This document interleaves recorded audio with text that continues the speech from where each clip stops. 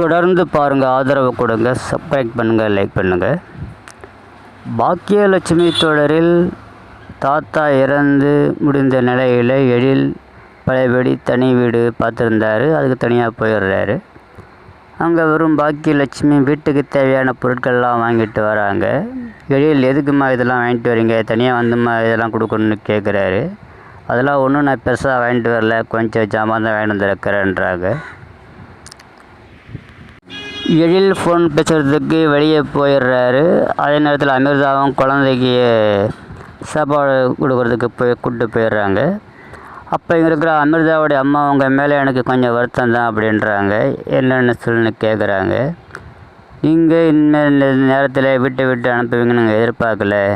பெரியவர் இறந்த நிலையில் திரும்பவும் தனியாக அவங்க வருவாங்கன்னு எதிர்பார்க்கல, அங்கேயே தான் வச்சுருப்பீங்கன்னு நினச்சேன் அப்படின்றாங்க. எல்லாம் அவங்க நல்லதுக்காக தான். அந்த வீட்டில் இருந்தால் அவனால் அமைதியான சூழ்நிலையில் இருக்க முடியாது. அவன் நிறையா எழுத வேண்டியிருக்குது.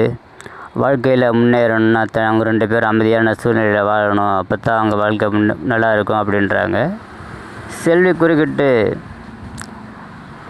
எழில் தம்பியை வெளியே அனுப்பிச்சிட்டு அக்கா என்னவோ சந்தோஷமாக இருக்கிற மாதிரி சொல்கிறீங்களே, அவங்க தான் ரொம்ப கஷ்டப்படுறாங்க எழில் இல்லாமல் அப்படின்னு சொல்கிறாங்க.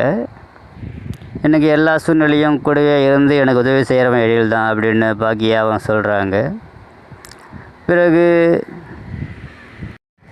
இவங்க பேசிகிட்டு இருக்கிறது வாசப்படியில் நின்றுட்டு இருக்கிற எழில் கேட்டு கண்ணீர் வடிக்கிறான். பாக்கியா வீட்டுக்கு வந்துடுறாங்க. இதுமாரி போயிட்டு வந்ததாக சொல்கிறாங்க பாக்கியலட்சுமி. இதுமாரி எழில் வீடு கொடுத்து நம்ம இந்த அங்கே போயிட்டு வந்தாத்தான்றாங்க. அங்கே இருக்கிற இனியா என்கிட்ட சொல்லியிருந்தா நானும் வந்திருப்பில்ல, நம்ம என்னையும் கூட்டிகிட்டு போக வேண்டியதானேன்னு சொல்கிறா. அதுக்கு இன்னொரு நாளைக்கு நான் கூட்டிகிட்டு போகிறேன் அப்படின்னு பாக்கியா சொல்கிறாங்க. ஈஸ்வரி வீட்டெலாம் எப்படி இருக்குன்னு கேட்குறாங்க. வீட்டில் நல்லா தான் இருக்கு அத்தை, சின்ன வீடு தான் அப்படின்றாங்க. அவங்க 2 பேருக்கு அது போதும் அப்படின்றாங்க. கோபி ரெஸ்டாரண்ட்டில் உட்காந்துருக்கிறாரு. அங்கே வேலை செய்கிறவங்க சாப்பாடு எடுத்துகிட்டு போகிறாங்க. யாருக்குன்னு கேட்குறாரு.